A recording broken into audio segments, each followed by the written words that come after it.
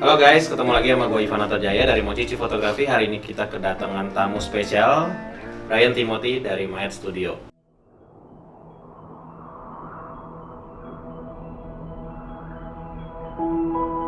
Hello, I'm Brian, and I'm your Bali director. Halo guys. Oke, kita luas aja kali ya. Kita mau ngobrol-ngobrol santai. Pertanyaannya juga simpel banget. Gue mau nanya dong, asik nggak asiknya tuh lu jadi videographer wedding selama lu di industri wedding tuh gimana sih? Asik nggak asiknya ya? Oke. Asiknya itu asiknya dulu kali ya. Asiknya dulu boleh. Asiknya dulu apa nggak asiknya dulu nih? Asiknya dulu lah, Asiknya dulu biar ya. orang greget gitu. Greget ya. Asiknya itu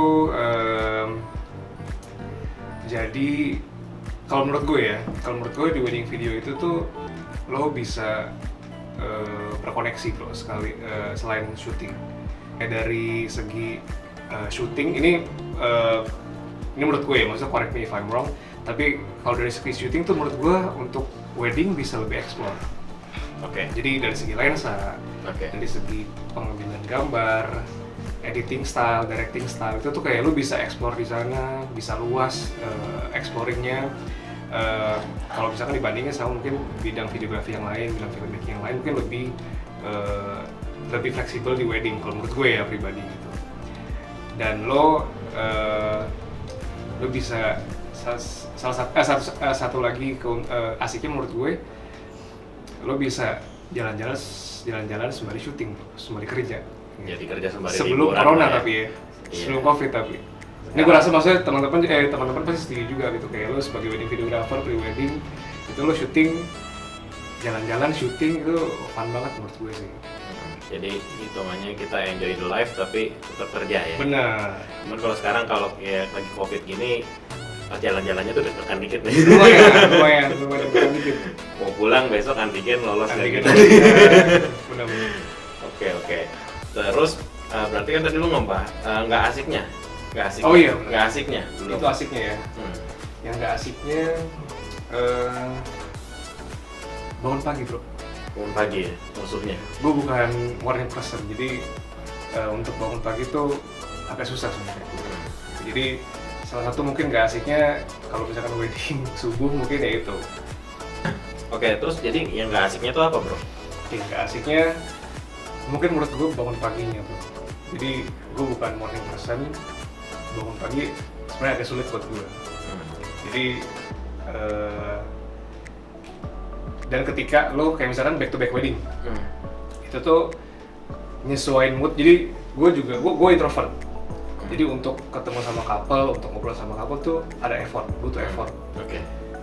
Ketika lo back to back wedding, ketemu banyak couple beda-beda, ketemu orang beda-beda, itu tuh lumayan nguras energi gue sebenarnya. Oke. Nah jadi salah satu kesulitannya gitu, kekurangan asiknya, ketika waktumu tuh lagi nggak oke, tapi lo harus perform. Nah kayak gitu. Berarti yang asiknya oke, nggak masalah. Lu lebih milih nggak tidur atau bangun pagi? Gue lebih pilih bangun pagi. Ketika gue nggak tidur, gue pasti bakal ngeliat gue terang. Tremor ya. Iya. Bingung. Pokoknya mood malah makin down. Gue mendingan tidur dulu dibanding gue nggak tidur sama sekali. Dari kapan sih bro kalau boleh tahu lu jadi wedding videographer gitu? Wedding videographer ya. Kalau wedding videographer gue mulai wedding itu 2015. 2015. Oke. Gitu. Oke, tadi kan kita ngomong soal wedding video, tadi yang lu bahas soal editing segala macam, itu sebenarnya kan udah ranahnya lebih ke film, bukan as a videographer ngambil gambar, bukan editing yang tadi lu bilang lensanya harus gini-gini, sedangkan wedding video kan analoginya nih kalau Indonesia nih wedding video itu adalah dokumentasi. Sedangkan yang lu bahas tadi lebih ke film. Bener gak sih masuknya? Bisa, benar. Bisa ya. Nah itu kenapa, gue boleh nggak nanya kayak misalkan berarti lebih ke arah why wedding film? Oke, why wedding film? Mungkin kayak yang tadi gue bilang juga, jadi awalnya gue sama sekali belum tahu wedding tuh di 2000 itu yang gue bilang 2015 gue masuk di company pertama gue film wedding video wedding film itu namanya The Big Films. Oke, The Di Big situ gue masuk The Big Films, belum tahu sama sekali wedding. Oke. Jadi belajar dari nol, terus ya di situ gue dibantu di mentor sama senior gue di sana. Ada Koiki, shout out to Koiki, Cilona sama Pak Arya Cikita gitu. Mereka semua ngajarin gue, jadi dari nol sama sekali sampai akhirnya gue sadar, oh gue suka nih sama wedding. Oke. Nah akhirnya gue mulai jalanin wedding films. Akhirnya gue jatuh cinta gitu, maksudnya kenapa gue suka, karena gue jadi orang yang hadir di salah satu momen terpenting seseorang. Lo bisa capture di situ gitu. Terus tadi kita bisa jalin relasi, nambah networking, dari klien jadi teman, exploring juga skill gitu. Secara skill gue lumayan banyak berkembang karena dulu sebelum gue wedding video jadi job cuma hobi doang gitu, kayak gue suka video-video, gue suka foto gitu. Terus kayak masuk di video wedding, oh luas banget nih gue bisa explore skillnya gitu. Itu sama ya tadi lumayan bisa refreshing, jalan-jalan sembari kerja, dan lo kerja apa yang lo suka, lo jalanin apa yang lo suka terus dibayar gitu, passion lo. Jadi passion yang terbayarkan. Betul. Passion yang terbayar. Jadi kalau gua kerucutin lagi nih, menurut lo tuh makna wedding film tuh menurut Brian tuh apa sih? Makna wedding film. Menurut gue wedding films itu kayak apa ya? Mungkin kayak time machine kayak time machine gitu. Jadi ketika lo puter, yaitu balikin memori-memori lo yang lain gitu. Karena itu personally yang gue alamin, karena kan gue pas gue nonton wedding film gue sendiri, pas gue puter itu banyak banget memori yang keulang di situ. Oke. Kayak gitu. Before COVID. Before COVID. Kalau sekarang memorinya juga memorinya ada sih. Ada sih. Nah, tapi lebih ke mood kali ya. Benar. Nah ini gue balik lagi nih ke yang tadi kan suka duka, tapi sekarang lebih ke arah tantangan terberat. Apakah cuma bangun pagi itu tantangan terberat lo atau ada yang lain sih? Iya. Tantangan terberat ya.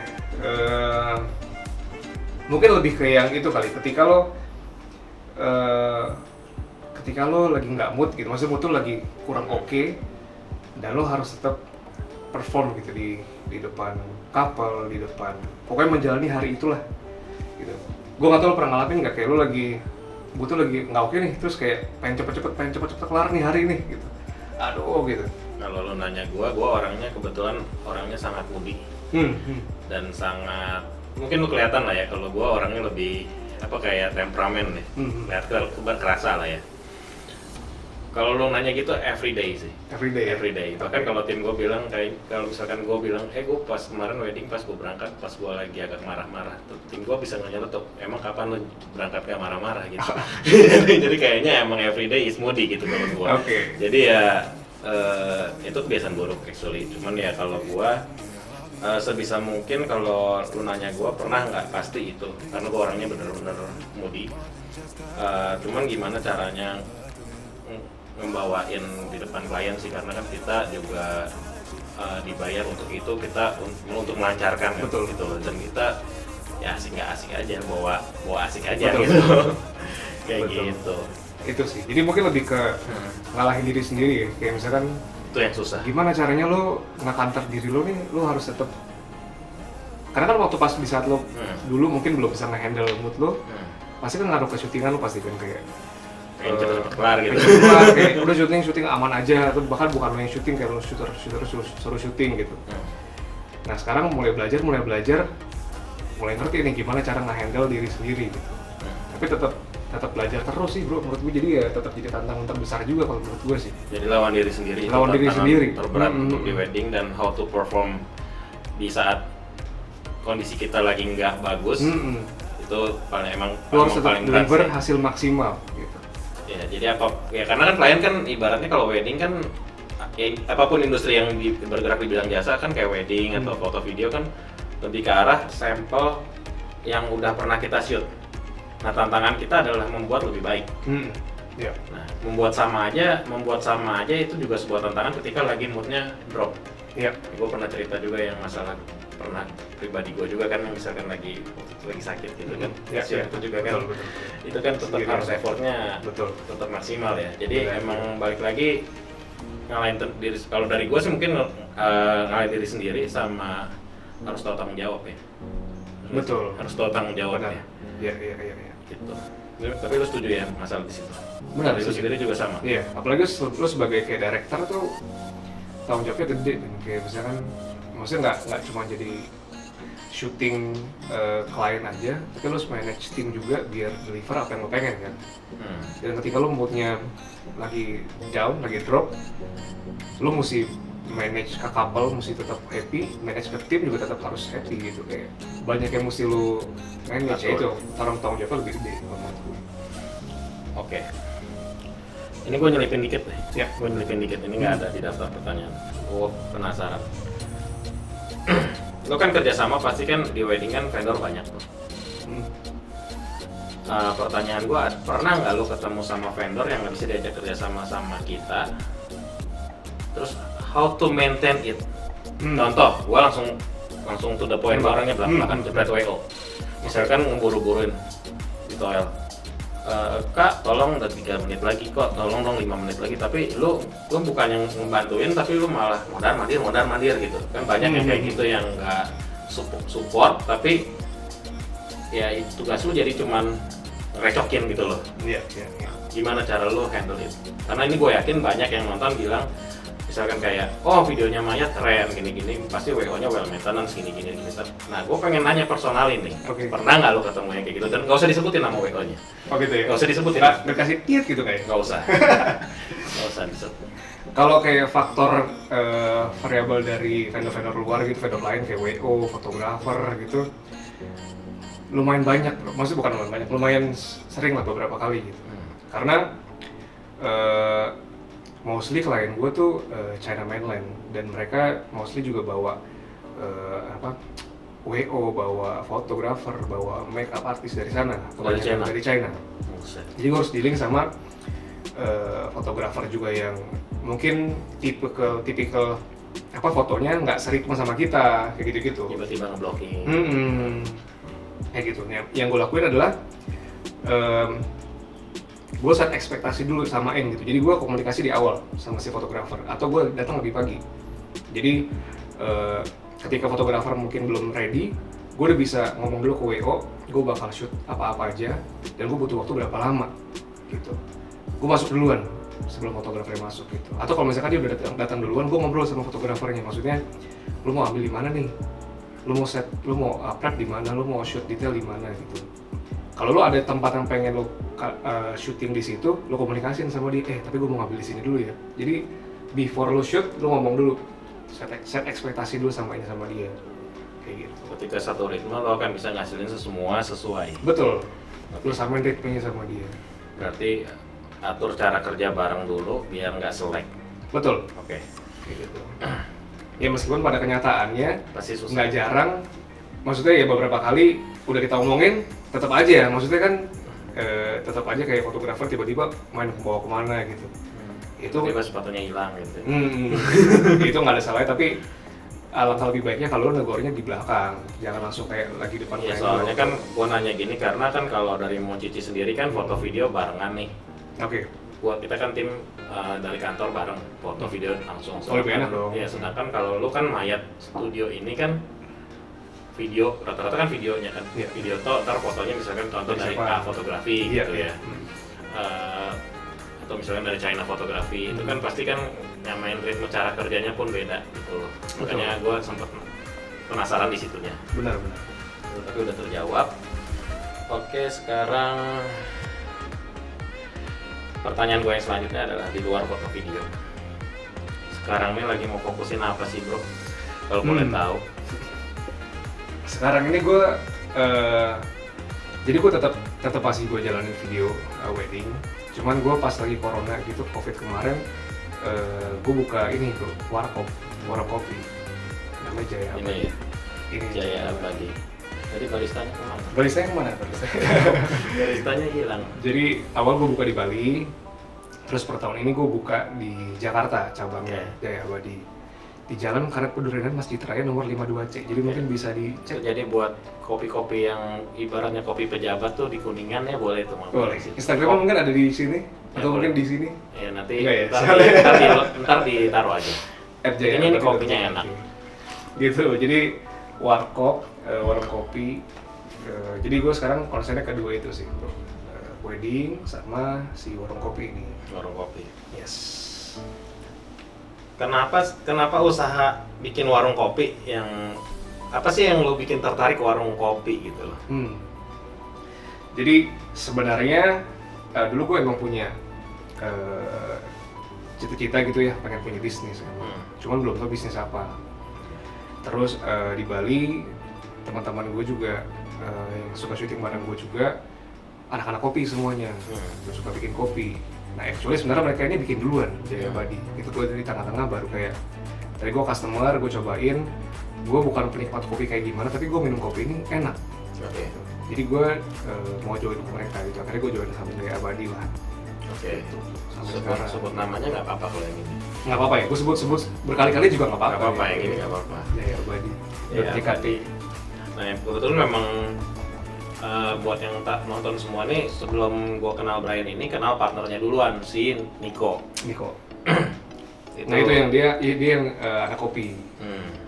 Jago kopi, jago syuting. Jago kopi, jago syuting, masih muda. Masih gede muda lagi badannya. Benanya Niko, Instagram di sini juga. Oke. Tadi kan gue udah nanya kenapa usaha yang diambil tuh kopi. Berarti kan lo pengen explore yang namanya bisnis ya. Tapi keren loh, Jaya Abadi itu baru ada di Bali itu sekitar 2 tahun lalu, bener? Setahun ya? Pas Covid Maret, nah kita mulai. Nah, berarti baru Maret, 20. terus baru 1 tahun, belum 2 tahun gitu, tiba-tiba ada buka di Kuningan di Jakarta. Maksudnya tuh, kerennya tuh udah beda kota gitu, langsung buka cabang gitu. Keren sih, maksudnya hebat. Semoga jalannya lebih baik lagi ke depan. Amin ya Tuhan. Terus, gue mau nanya yang terakhir. Target apa sih yang lo mau capai di industri perkopian maupun perweddingan? Perkopian. Perkopian ini target gue di Jaya Abadi ini khususnya kayak gue pengen bikin. Jadi untuk sekarang sih belum karena masih kecil tempatnya. Tapi kedepannya tuh pengennya jadi kayak semacam creative hub gitu, bro. Jadi bukan tempat kopi doang, tapi tempat di mana ya para pekerja kumpul, brainstorm bareng. Kedepannya bakal ada workshop juga di sana. Jadi kayak harapannya sih ide-ide kreatif tuh muncul di situ gitu loh. Lo meeting di sana, lo kerja di sana, mungkin bisa ngedit juga di sana gitu. Jadi nggak cuma kopi doang, tapi di tempat buat lo tuh berkoneksi lah. Kayak gitu. Jaya Abadi ke depannya. Jaya Abadi ke depannya mau jadi kayak gitu. Oke, hopefully. Berarti lebih ke Starbucks tapi sebutin tuh. Maksudnya lebih kayak coffee shop yang terkenal itu, tapi lebih konsepnya lebih ke, kalau dilihat dari namanya kan agak jadul-jadul gitu ya. Tapi lebih ke nuansa zaman dulu kali ya. Mungkin nuansa jadulnya tuh emang karena maksudnya Jaya Abadi itu kita pilih karena emang unik juga gitu bro. Unik dan nuansa jadul tuh nuansa jadul warkop itu tuh erat dengan kayak lo ngumpul, lo saling ngobrol gitu, nggak yang terlalu kaku gitu. Value itu bakal terus kita bawa di Jaya Abadi ini gitu. Jadi kayak tadi gue bilang creative hub, lo bisa saling sharing. Itu maksud gue masih sejalan sama value yang Jaya Abadi pengen deliver sih sebenarnya, kayak gitu. Nah, tadi kan udah yang kopi, lo udah jabarin tuh lo pengen mempertahankan itu semua sampai nanti Jaya Abadi jadi gede banget, jadi abadi banget. Amin, lah intinya. Amin. Nah, gue mau nanya lebih ke videonya nih, wedding as videographer sinema atau filmmaker di wedding ini, lo secara personal mau ngebawa Brian Timothy ini mau kemana gitu loh? Oke, target pribadi gitu ya.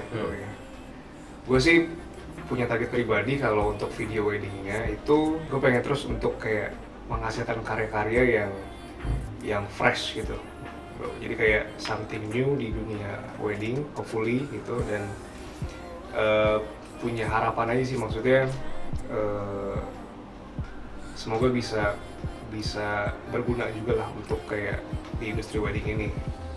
Syukur-syukur bisa jadi inspirasi buat yang buat teman-teman di Indonesia wedding, maksudnya wedding videographer di Indonesia ataupun yang di luar juga gitu. Itu target gua pribadi sih, kayak gitu. Oke, ya terakhir tidak ada daftar pertanyaan.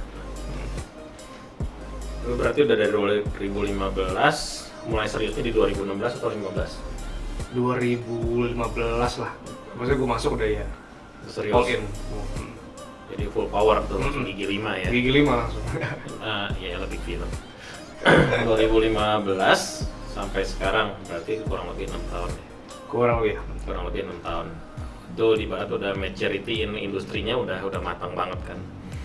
Tapi lu pasti ketemu dong sama anak-anak yang baru main. Pasti pernah dong ketemu. Ya. Nah, ini buat orang yang baru main sama yang akan main, lu ada tips atau punya pesan nggak sih buat mereka as a videographer gitu in the wedding? Oke. Buat yang baru-baru ini ya, baru mulai dan yang Ya, akan mulai. misalkan yang baru setahun misalkan, atau baru 1,5 tahun, atau bahkan yang baru sekarang lagi kuliah nih tapi lagi nonton nih, oh Mayat keren nih gitu, atau misalkan Brand Timothy ini keren nih hasilnya, gitu kan misalkan gitu. Gue pesannya apa nih, maksudnya biar bisa jadi sampai ke titik sekarang itu, lu ada pesan nggak gitu? Oke. Mungkin yang pertama, jangan cepat puas kali ya, dan jangan berhenti eksplor sih. Karena maksud gue kayak ini kita bekerja di dunia kreatif gitu, wedding industri kreatif yang bergerak terus. Kalau lo diam di situ, lo bakal ketinggalan sama yang lain gitu. Kayak lo stop belajar, lo stop eksplor. Karena tadi gue bilang maksudnya wedding ini tempat lo bisa nge-explore semuanya dengan lumayan bebas sih menurut gue. Kayak gear syuting, lo mau merek apa, lo mau lensa berapa, lo mau kamera apa, editing, style, semuanya tuh bisa lo explore. Lo misalkan nonton komersial gitu, nonton iklan atau film, lo bisa ambil, lo terapin di wedding atau di pre-wedding gitu. Bisa macam-macam gitu. Kenapa nggak lo explore semua gitu? Kayak kenapa lo stuck di situ gitu? Makanya pertama itu sih, jangan berhenti belajar, sama jangan berhenti untuk explore gitu. Nah, yang kedua, tetap humble, tetap rendah hati gitu. Karena ya di atas langit masih ada langit, bos. Artinya garis bawah tuh yang terakhir tuh. Biasanya yang gua ketemu, ini gua lampirin dikit ya. Yang terakhir tuh keep humble. Once lo udah ngerasa lo bener, ngerasa lo udah paling the best, di situ adalah titik dimana lo stagnan. Betul. Jangan malah bisa jatuh lo. Takutnya sih kayak gitu. Oke. Itu gua pernah ngerasain. Itu series 2 kali ya. Ya, gitu. Oke, paling segitu aja. Thank you banget Thank you waktunya banget. buat Brand Timothy. Di Di sini ada merchandise nih buat lain, semoga muat. Apa nih? Sedikit kenangan lah dari Mochichi Fotografi. Ini ada baju. Thank you.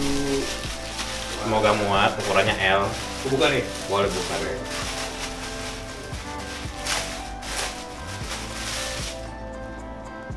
Mochichi. Jadi ini sengaja bro, gue nggak tulis fotografi atau sinematografinya nggak, jadi ya orang pikirnya udah baju biasa aja. Jadi lu bisa pakai pas syuting atau apa, sama kayak Jaya Abadi itu. Thank you bro. Anyway, Thank you Mochichi. dia ada baju Jaya Abadi ini. Oh iya.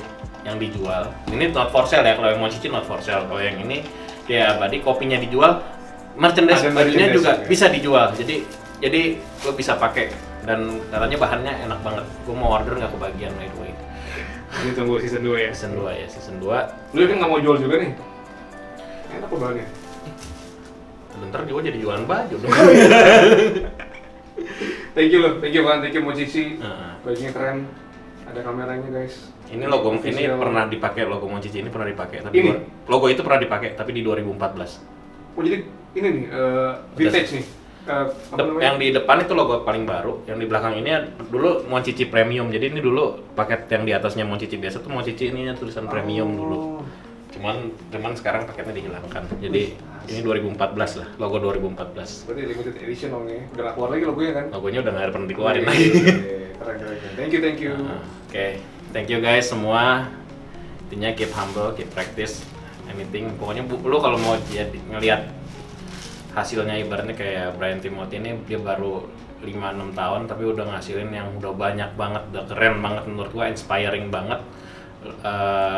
Sedangkan banyak banget teman gua, ya gua juga banyak banget ketemu orang di mana videografer, fotografer yang udah di atas 6 tahun tapi masih gitu-gitu aja atau bisa dibilang stagnan, ya masih freelance, masih ngambilnya begitu-gitu aja ya, tapi ya dengan karakter yang berbeda. Jujur pertama kali gua ketemu dia ini orang humble banget, jadi keep humble, padahal hasilnya mantap banget. Amin, komenin aja. Oke, ya, thank you banget buat waktunya. See you guys on the next podcast. Bye.